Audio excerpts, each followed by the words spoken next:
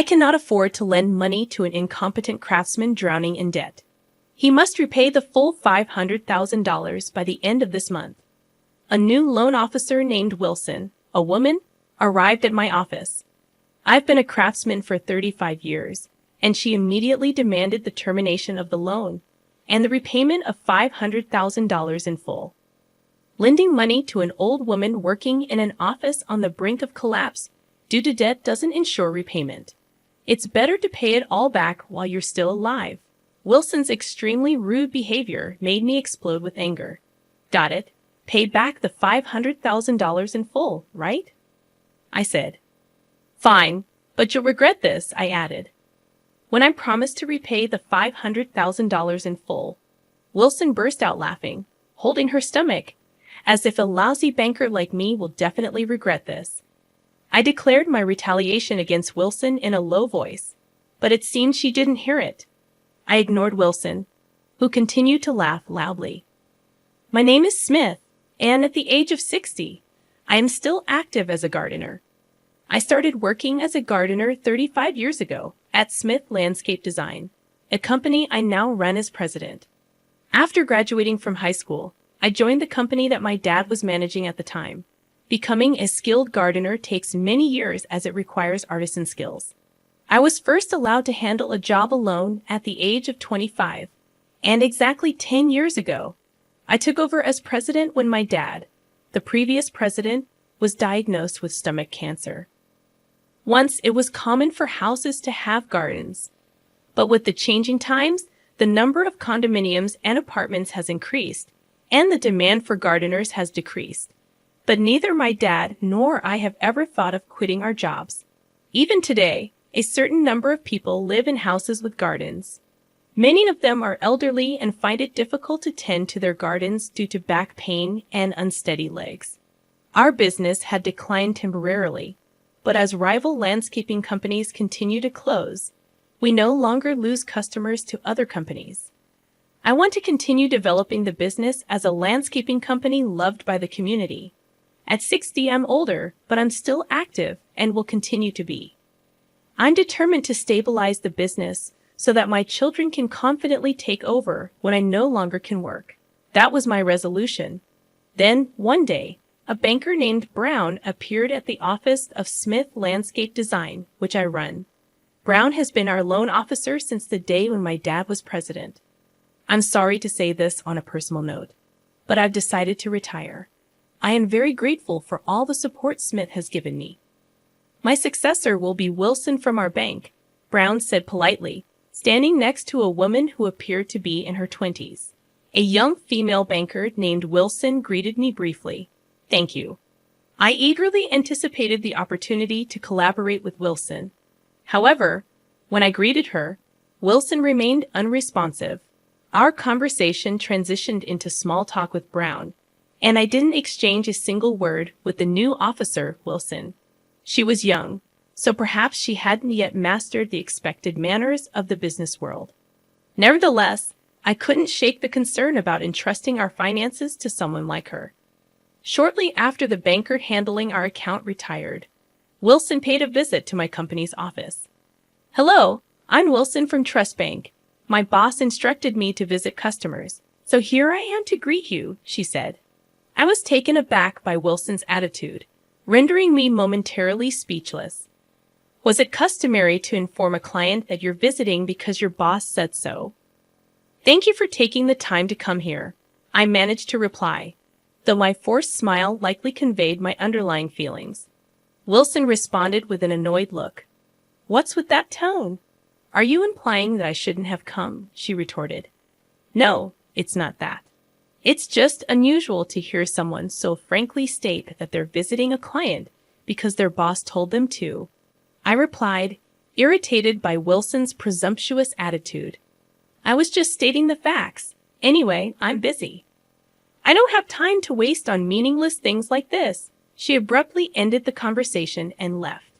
In all my 60 years of life, I had never encountered someone so rude. After Wilson departed, I was so stunned that for a moment, I questioned if it had all been a dream or an illusion. Within a week, Wilson visited our office again, As soon as she arrived, her face flushed with anger as she began yelling at me. "You apologize to me right now. If you offer a profound apology, I won't involve the police. I'll settle this matter without their intervention." "I'm sorry," I uttered, taken aback by her sudden outburst. "I have no idea what you're talking about. Can you please explain?" I admitted, utterly perplexed by her accusation. I had no clue what she was referring to. "Don't play dumb. An employee of yours demanded $100,000 from my grandmother for unsolicited garden maintenance and told her to transfer it to a specified account," Wilson accused. I was shocked to hear this accusation against our employee. But upon reflection, our company only deals in cash payments. We would never have our customers transfer their money to a certain account. We collect payment in cash directly from our customers upon completion of our work. "Do you have any proof that an employee of our company did what you're accusing us of?" I retorted confidently. Wilson responded with equal force. "My grandmother clearly said that someone named Williams from Smith Landscape Design called her. She was deceived and paid $100,000. You're the president, right? Take responsibility." "We have 80 employees, including gardeners, apprentices, sales, and accounting staff. But I was sure there was no one named Williams in our company." "Please give me a moment to check," I requested, returning to the office. Upon returning to Wilson with the employee roster, I stated, "Due to privacy concerns, I can't show you this, but I have confirmed that there is no one named Williams in our company." "Oh, I see. You're determined to deny your responsibility. If that's how you want to play it, I'll think of a good strategy. You better be prepared," Wilson warned before leaving. I wondered what she was planning, her face haunting me whether I was awake or asleep. A few days later, Wilson came to my office again. "I have no money to lend to a useless craftsman buried in debt. Pay back the full $500,000 by the end of this month," Wilson demanded as soon as she arrived at the office. It didn't seem like the bank's directive. Could this be her own decision? "Why do you think our office is in deficit? And why is it necessary to repay the full loan amount this month? Please explain," I calmly requested. Despite my composed request for an explanation, Wilson continued with disrespectful words, smiling condescendingly. "An old lady as the president, of course you're in the red. Moreover, there's no demand for landscaping nowadays. Better pay it all back while you're still alive," she sneered. Then Wilson whispered something even more shocking in my ear. "Well, that's just the official reason. If you pay back the $500,000, 5 times the $100,000 your company supposedly cost my grandmother, I'll let this go." At Wilson's outrageous behavior, my anger exploded. "I get it, paying back $500,000 in full, right? Fine, but you'll regret this." I conceded, agreeing to repay the $500,000 in full. Wilson burst out laughing, as if the one who would regret it was me, an old lady. "Can you even pay back $500,000 in full? You'll only be laughing for now. A terrible bank like you will definitely regret this," Wilson jeered. I declared my retaliation against Wilson in a low voice. But it seemed she didn't hear me. I ignored Wilson, who continued to laugh loudly. The next day, I called the bank and spoke with the customer service representative. "Hello, I'm Smith. Thank you for your usual support. Could you please tell your loan officer, Wilson, to stop coming to my office? It's causing us trouble," I requested. "I'm terribly sorry. The branch manager will head over to your place immediately," the representative responded before apologizing. As the representative was about to hang up, I overheard someone nearby, perhaps another bank employee, saying something about Wilson again. How many times has it been now? This implied that Wilson might have been repeating similar actions with other clients. Stepping outside the office, I found Wilson waiting for me.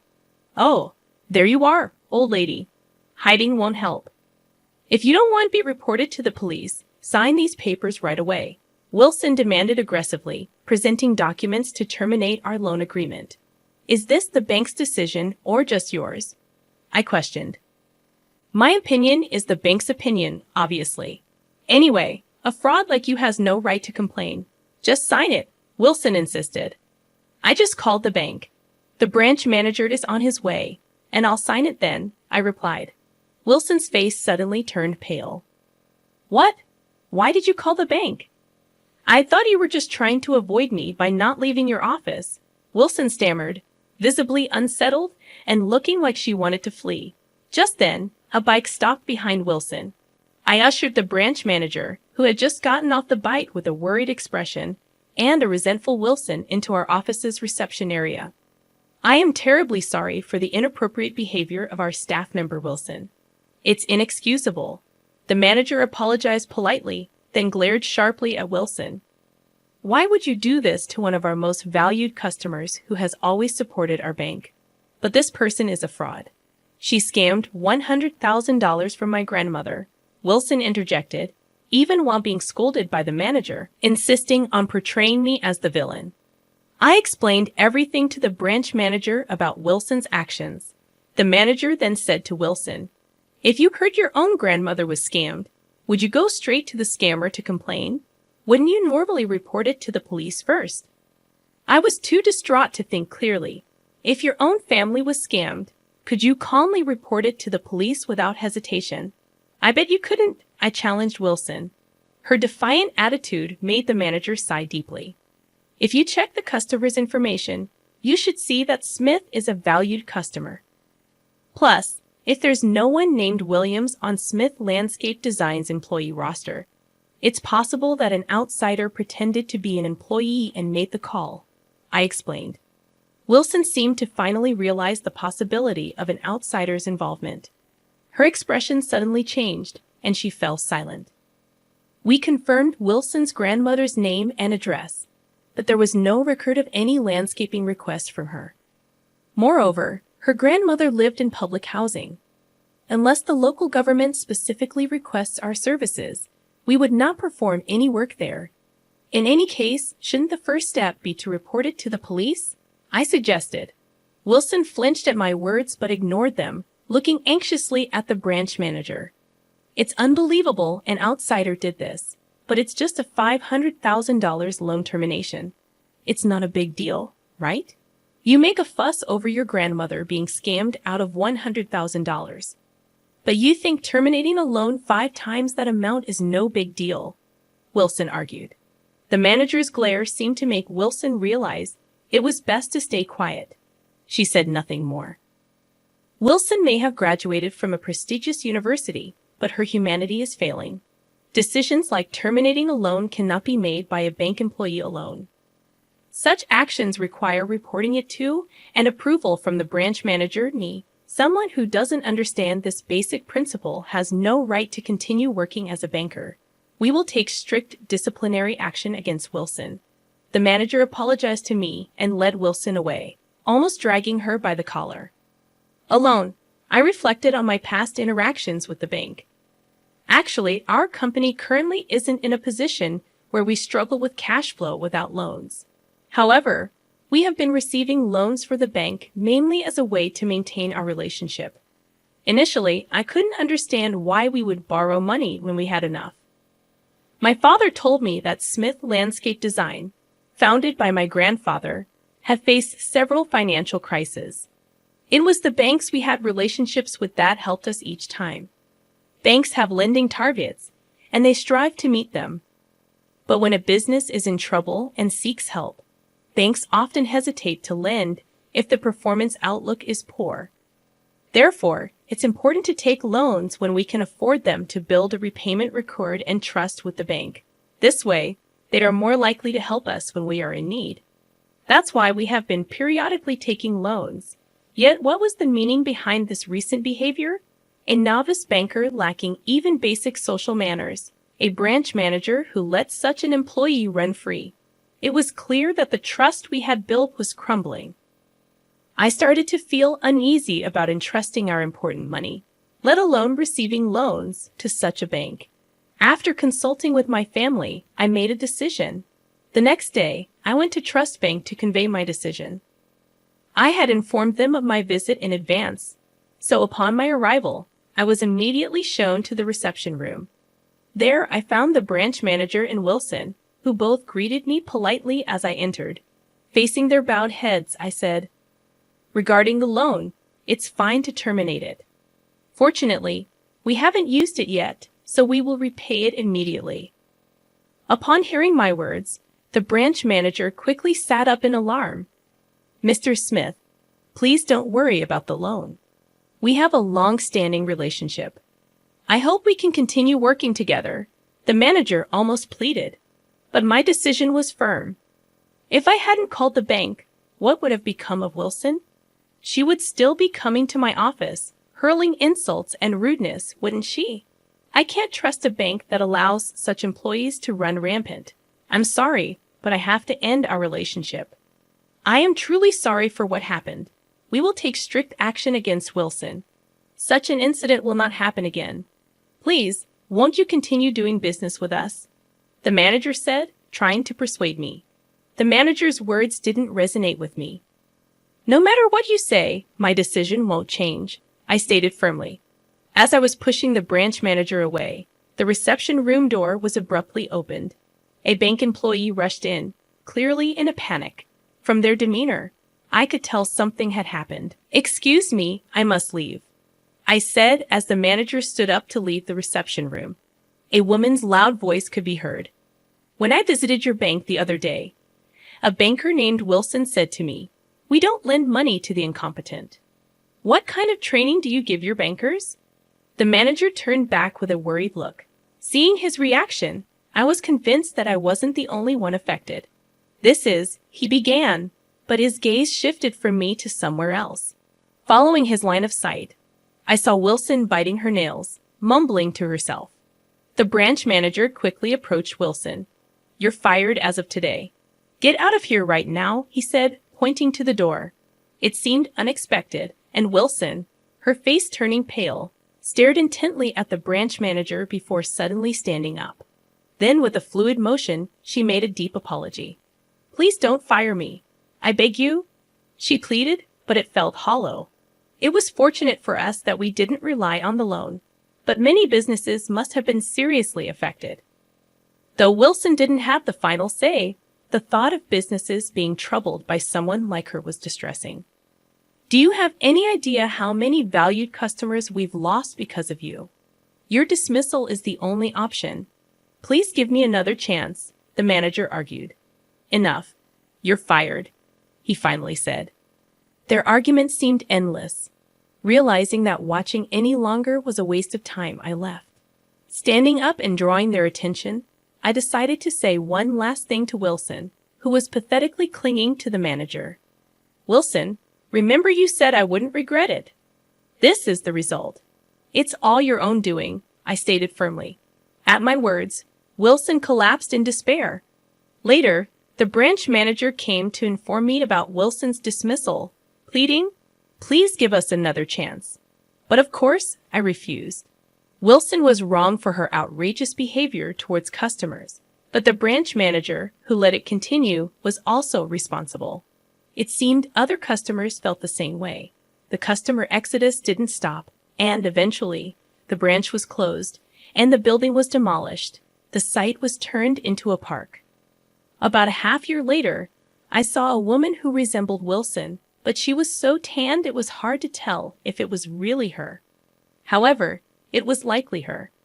"You claim to be a former elite banker, but can't even get this right," I thought, seeing her being scolded by a senior.